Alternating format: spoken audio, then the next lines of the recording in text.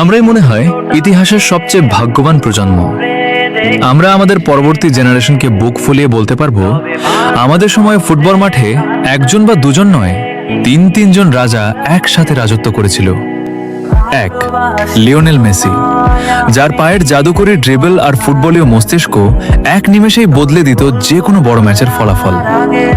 দুই, Cristiano Ronaldo, যার গোল করার অবিশ্বাস্য ক্ষুধা, অতি মানবীয় ফিটনেস আর হার না মানা জেদ ফুটবল বিশ্বকে শাসন করেছে বছরের পর বছর।